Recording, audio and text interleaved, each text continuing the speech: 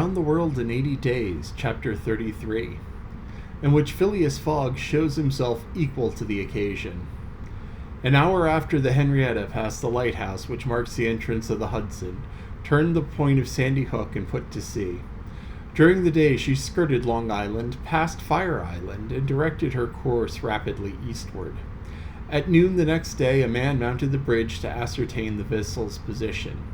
It might be thought that this was Captain Speedy. Not the least in the world. It was Phileas Fogg, Esquire. As for Captain Speedy, he was shut up in his cabin under lock and key, and was uttering loud cries which signified an anger at once pardonable and excessive. What had happened was very simple. Phileas Fogg had wished to go to Liverpool, but the captain would not carry him there.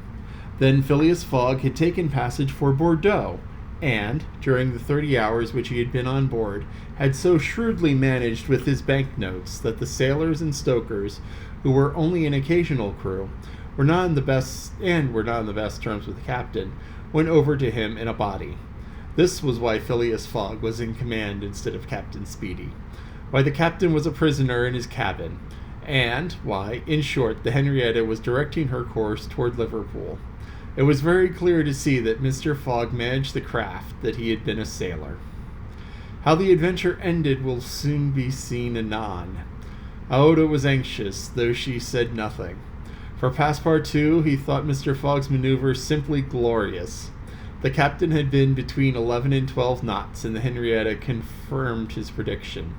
If, then, for there were ifs still, the sea did not become too boisterous, if the wind did not veer round to the east, if no accident happened to the boat or its machinery, the Henrietta might cross 3,000 miles from New York to Liverpool in 9 days, between the 12th and 21st of December. It is true that, once arrived, the affair on board the Henrietta, added to that of the Bank of England, might create more difficulties for Mr. Fogg than he imagined or could desire. During the first days they went along smoothly enough. The sea was not very unpropitious, and the wind seemed stationary at the northeast. The sails were hoisted, and the Henrietta plowed across the waves like a real transatlantic steamer. Passepartout was delighted. His master's last exploit, the consequences of which he ignored, enchanted him. Never had the crew seen so jolly or dexterous a fellow. He formed warm friendships with the sailors and amazed them with his acrobatic feats. He thought they managed the vessel like gentlemen, and that the stokers fired up like heroes. His loquacious good humor infected everyone.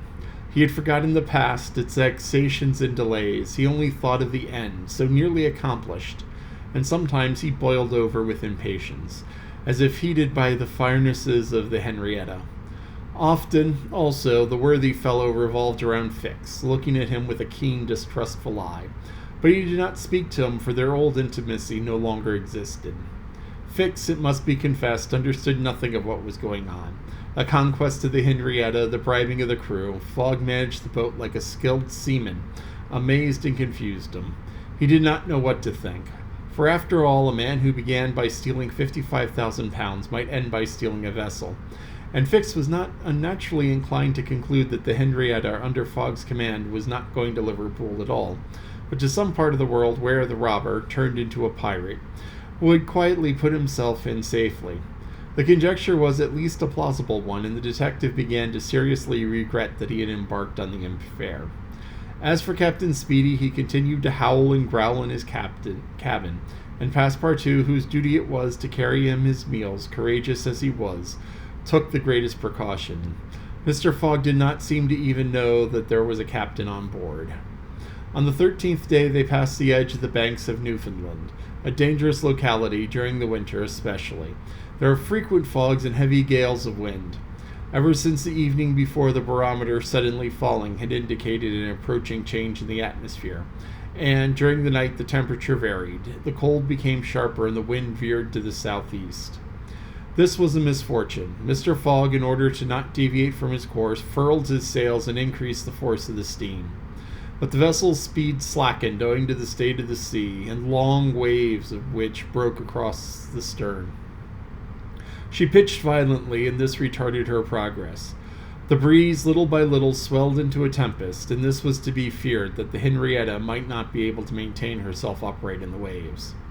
Passepartout's visage darkened with the skies, and for 2 days the poor fellow experienced constant fright. But Phileas Fogg was a bold mariner and knew how to maintain headway against the sea, and he kept on his course without ever decreasing his steam. The Henrietta, when she could not rise upon the waves, crossed them, swamped her deck, but passed safely. Sometimes the screw rose out of the water, beating its protruded end, when a mountain of water raised the stern above the waves, but the craft always kept straight ahead. The wind, however, did not grow as boisterous as might have been feared. It was not of those tempests which burst, the rush on speed of 90 miles an hour. It continued fresh, but unhappily, it remained obstinately in the southeast, rendering the sails useless. On the 16th of December, the 75th day since Phileas Fogg's departure from London, he and the Henrietta had not yet been seriously delayed. Half of the voyage was almost accomplished, and the worst localities had been passed. In summer, success would have been well nigh certain. In winter, they were at the mercy of the bad season. Passepartout said nothing, but cherished hope in secret, and comforted himself with the reflection that, if the wind failed them, they might still count on the steam. On this day the engineer came on deck, went up to Mr. Fogg, and began to speak earnestly with him. Without knowing why it was a presentiment, perhaps Passepartout became vaguely uneasy. He would have given one of his ears to hear with the other what the engineer was saying. He finally managed to catch a few words, and he was sure he heard the masters say, "You certain of what you tell me?" "Certain, sir," replied the engineer. "You must remember that, since we've started, we have kept hot fires in all our furnaces, and though we had coal enough to go on short steam from New York to Bordeaux, we haven't enough to go with all steam from New York to Liverpool." "I will consider," replied Mr. Fogg. Passepartout understood it all. He was seized with a mortal anxiety. The coal was giving out. "Ah, if my master can get over that," muttered he, "he'll be a famous man." He could not help imparting to Fix what he had overheard. "Then you believe we're really going to Liverpool?" "Of course." "Ass," replied the detective, shrugging his shoulders and turning his heel. Passepartout was on the point of vigorously resenting the epithet, the reason of which he could not for the life of him comprehend, but he reflected that the unfortunate Fix was probably very much disappointed and humiliated in his self-esteem, after having so awkwardly followed a false scent around the world, and refrained. And now, what course would Phileas Fogg adopt? It was difficult to imagine. Nevertheless, he seemed to have decided on one, and that evening he sent for the engineer and said to him, "Feed all the fires until the coal is exhausted." A few moments after, the funnel of the Henrietta vomited forth torrents of smoke.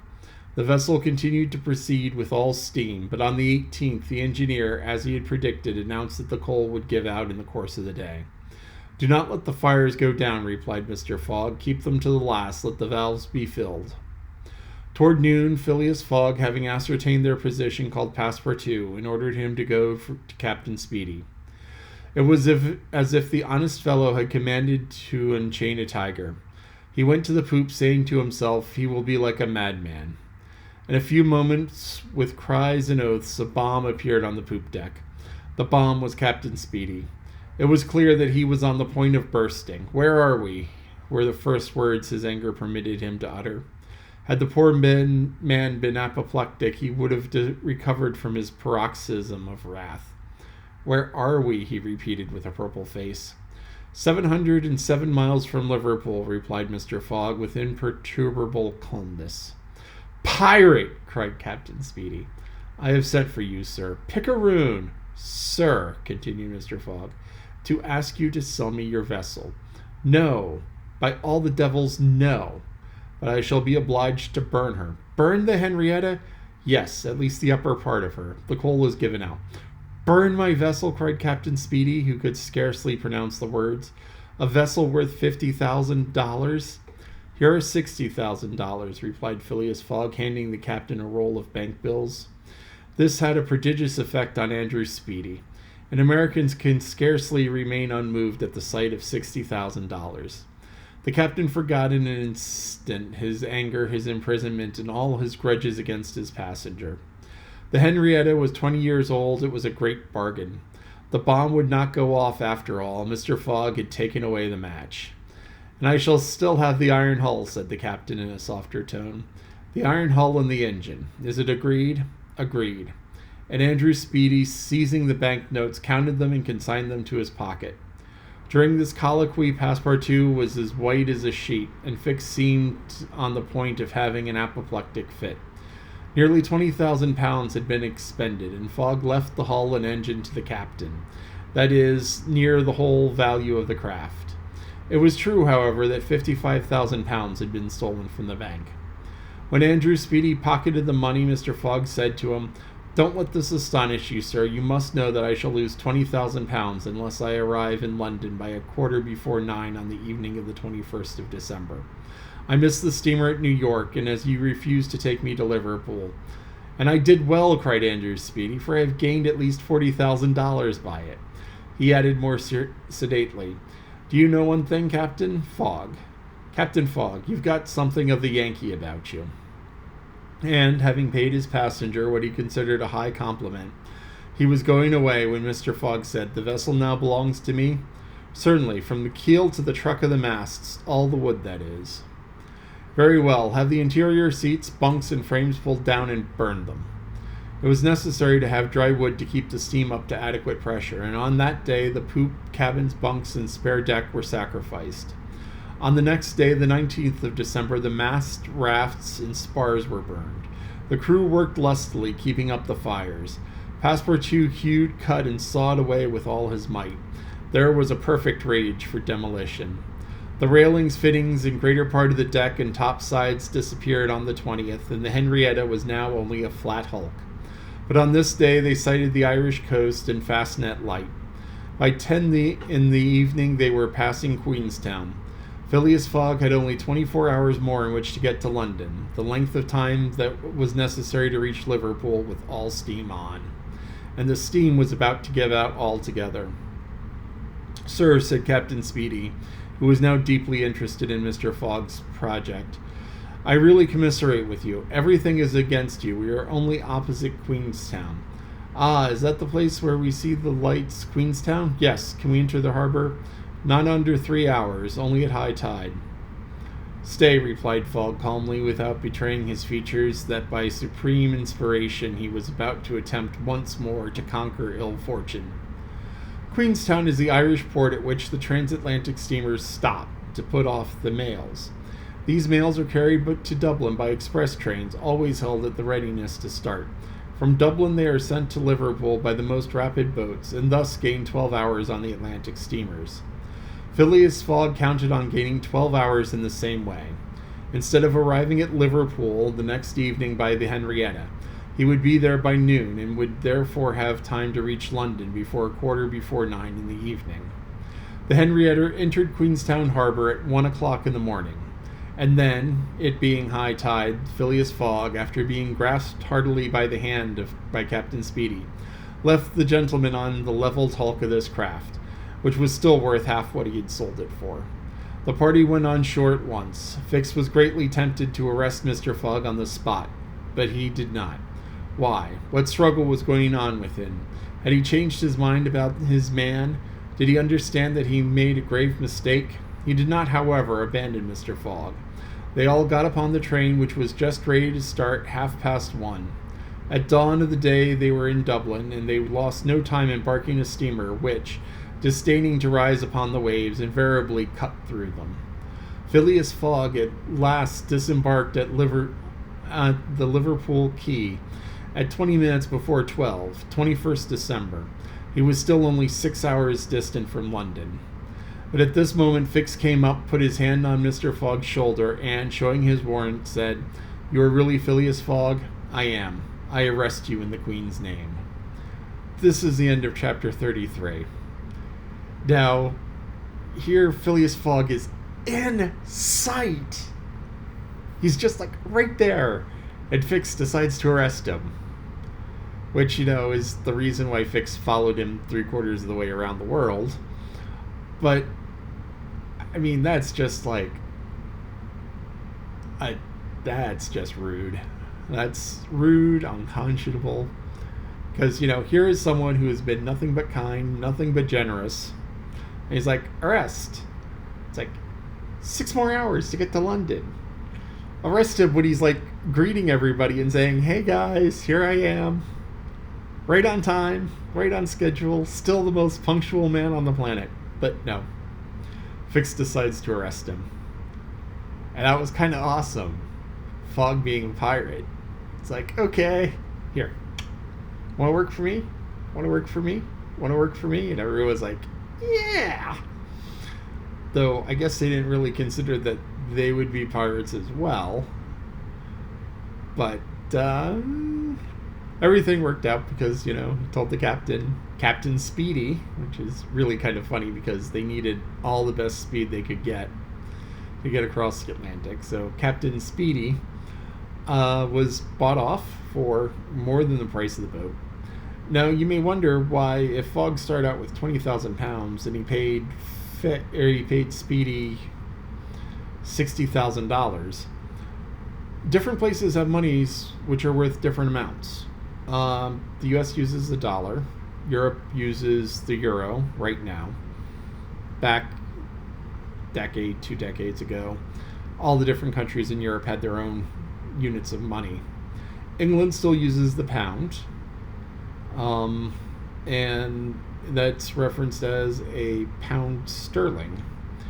So a pound note represented 1 pound of silver metal. And America at that time was based on the gold standard. So 1 ounce of gold was $20. So there was this sort of complicated thing where it's like, okay, this money is worth this much, this money is worth that much. And you kind of say, okay, I will give you so many pounds for so many dollars. Right now, my general rule of thumb, that's not right now, and it probably is rarely right. It's about 2 pounds to the dollar. At this time, it was 10, 15, 20, because everybody wanted pound sterling, because everyone wanted this stuff out of England, because England was just like pulling in the cash.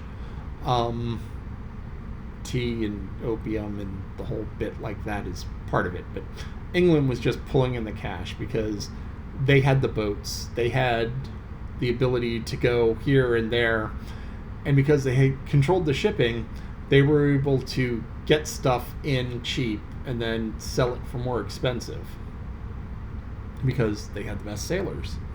And Fogg apparently was a sailor now, in addition to being a pirate. So, sort of a pirate, not a pirate. Anyway, that's the end of chapter 33, and we shall see how he gets out of the fix with Fix.